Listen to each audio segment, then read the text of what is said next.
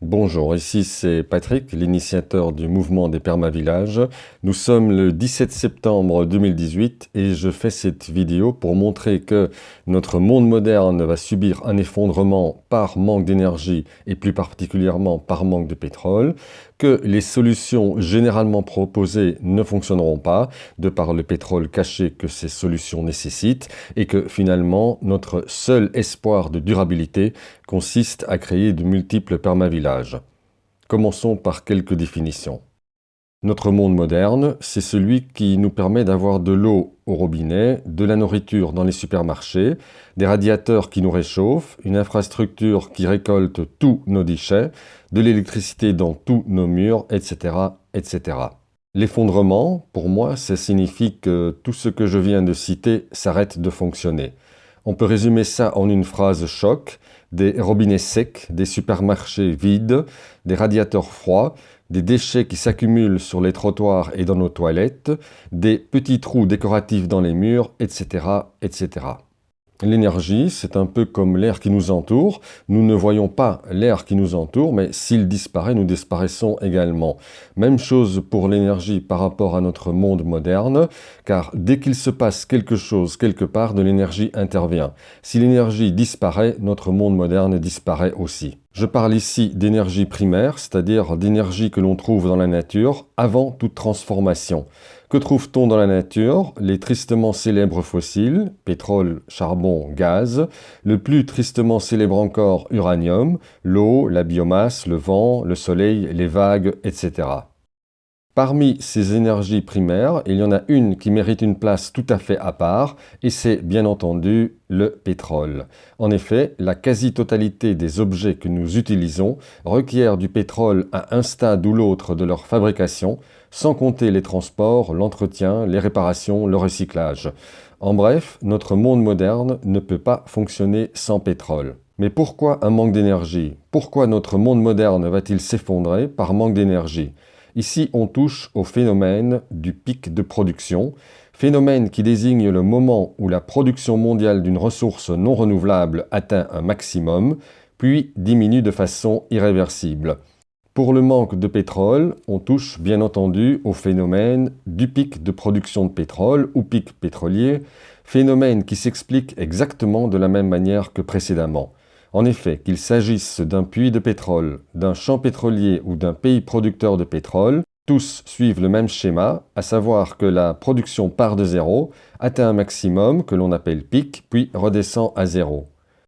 Afin que ce soit bien clair pour tout le monde, sur ce graphique qui représente la production de pétrole du Bénin, la première année, en 1983, on a produit en moyenne 4000 barils de pétrole par jour.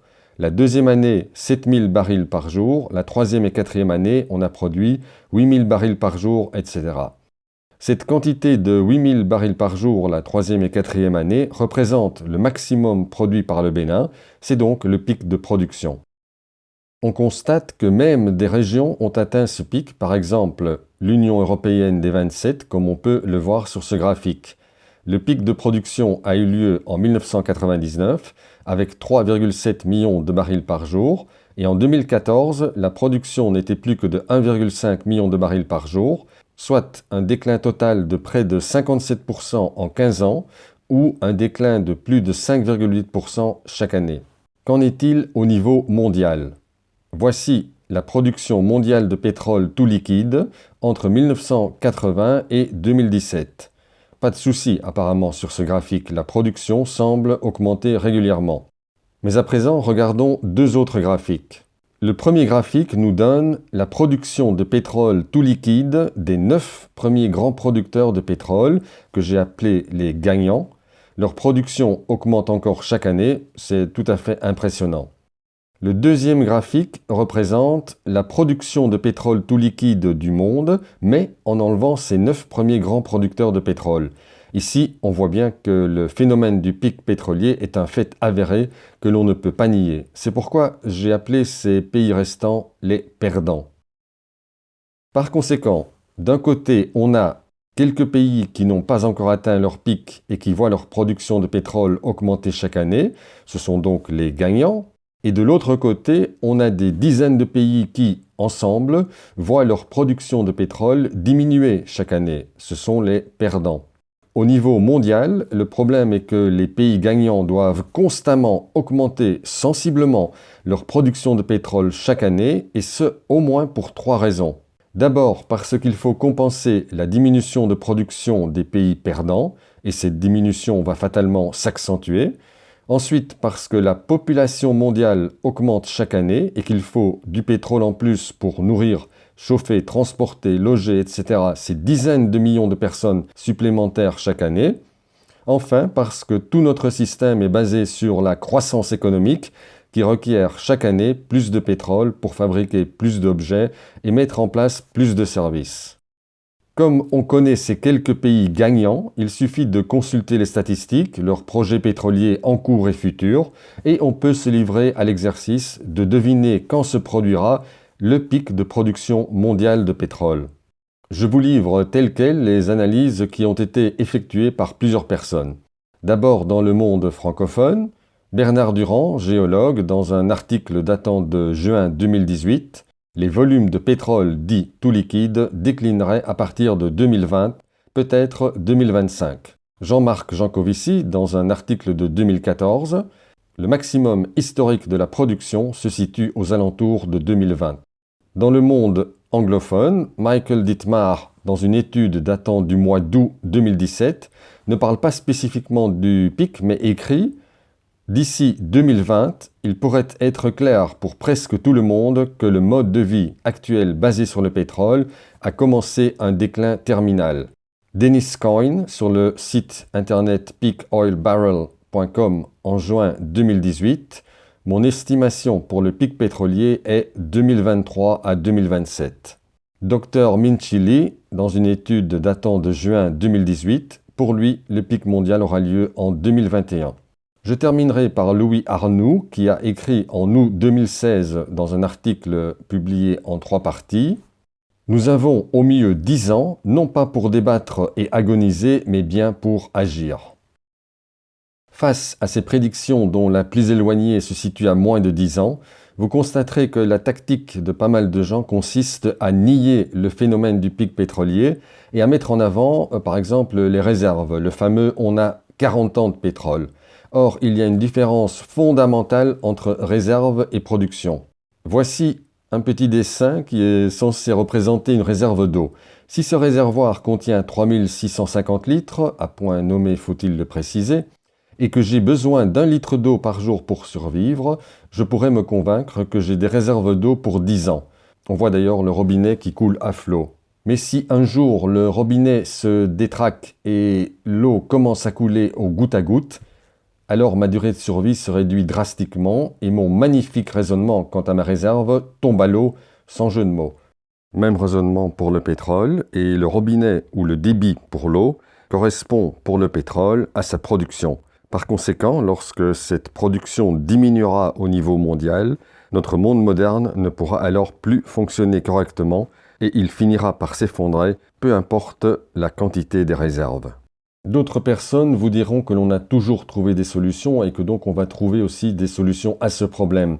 À part que ce raisonnement s'apparente à « je me réveille tous les matins donc je suis immortel », plus sérieusement, il suffit de poser quelques questions pertinentes pour calmer l'ardeur de l'interlocuteur. Par exemple, a-t-on trouvé des solutions aux avions qui s'écrasent, aux tremblements de terre, aux volcans, aux tsunamis, au cancer? Je pense que la réponse est non. On vous dira aussi sans doute que bien souvent déjà, plusieurs personnes se sont essayées à prédire l'année du pic de production mondiale de pétrole et se sont trompées, c'est vrai. Les années que j'ai moi-même données sont indicatives, mais elles ont au moins 2 raisons d'être. 1. Montrer que le résultat final est inéluctable, même si on ne peut pas connaître avec précision le moment exact où il adviendra, le pic de production mondiale de pétrole aura bien lieu. 2. Montrer que nous n'avons pas 50 ans ni même 30 ans pour nous y préparer. Parmi les solutions proposées, on a les fameux renouvelables et le 100% électricité. Malheureusement, ce schéma ne peut pas fonctionner à terme à cause de ce que j'ai appelé le pétrole caché. Il s'agit du pétrole en tant que matière première et du pétrole nécessaire à l'extraction des minerais, métaux, métalloïdes, roches, etc., utilisés pour la fabrication de la quasi-totalité des objets que nous manipulons. Prenons un exemple mythique, un panneau solaire censé résoudre tous nos problèmes. Il n'y a pas de pétrole dans un panneau solaire, tout le monde sera d'accord avec moi. Par contre, il n'y a pratiquement que du pétrole caché. Que trouve-t-on dans un panneau solaire? De l'éthylène acétate de vinyle, Tedlar ou Mylar, des caoutchoucs synthétiques, du silicium, phosphore, bore, dioxyde de titane, cuivre, aluminium, palladium, argent, nickel, étain.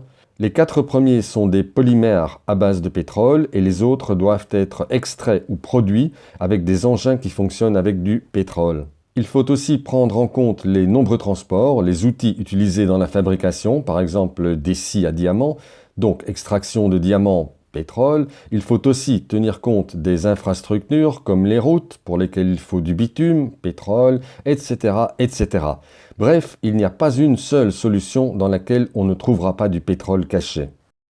Je parle de durabilité parce que les énergies renouvelables sont effectivement des énergies durables, mais les appareils construits pour les capter ne le sont pas, pour les raisons que je viens d'évoquer. J'ai pris connaissance du phénomène du pic pétrolier en juillet 2007, et depuis lors, je n'ai cessé de lire tout ce que je pouvais trouver sur le sujet. J'ai tenté de trouver des solutions, mais à chaque fois je butais sur le fait que la solution trouvée nécessitait du pétrole caché, c'est-à-dire du pétrole en tant que matière première, ou du pétrole nécessaire à l'extraction de minerais métaux, métalloïdes et roches, indispensables à la fabrication de tout objet. Puis j'ai compris qu'il fallait faire au plus simple et utiliser les ressources que l'on trouve dans la nature, ressources qui par définition sont renouvelables et durables puisque la nature existe depuis des millions d'années. J'ai donc essayé de trouver une solution qui se passe absolument de pétrole et j'en suis arrivé tout naturellement au permavillage. Je ne vais pas expliciter de manière exhaustive en quoi consistent les permavillages puisque j'ai fait une vidéo à ce sujet ou je vais la faire selon le moment où vous regardez cette vidéo-ci. En résumé, un permavillage répond à l'équation permavillage égale village plus permaculture. Et comme la permaculture a été définie par Bill Mollison comme étant de l'agriculture permanente, eh bien les permavillages sont eux aussi permanents, c'est-à-dire durables. Comment les permavillages peuvent-ils être durables? Étant donné l'état actuel de notre planète, je pense que nous connaissons toutes et tous les erreurs qui ont été commises jusqu'à présent, et nous savons ce qu'il ne faut pas faire si nous voulons que les permavillages soient durables. Personnellement, j'ai identifié 5 conditions que j'estime devoir être remplies pour que les permavillages soient durables. Condition 1, 100% local. Ça signifie que, notamment, la production et la gestion des déchets doivent être réalisées sur place. Condition 2, no tech, pas de technologie moderne. Condition 3, population stable. On va se limiter au nombre de Dunbar, 150, car au-dessus de ce nombre, la confiance mutuelle et la communication ne suffisent plus à assurer le fonctionnement du groupe. Il faut alors passer à une hiérarchie plus importante, avec une structure et des règles importantes, ce que nous voulons évidemment absolument éviter. Condition 4, énergie durable. On choisit le soleil non pas pour produire de l'électricité, mais bien pour nous nourrir et nous chauffer. Enfin, condition 5, on va assurer les besoins vitaux. Air, sécurité, eau, nourriture, chaleur, santé, hygiène. Je n'ai pas fait cette vidéo pour tenter de convaincre ni pour lancer un débat. Pour moi, les choses sont extrêmement claires. Le temps est compté et doit être utilisé pour agir. Je peux faire beaucoup seul, mais je ne peux pas tout faire. J'ai besoin de l'aide de celles et ceux qui comprennent l'urgence de la situation et qui sont convaincus de la durabilité des permavillages. Pour agir ensemble, il y a plusieurs possibilités.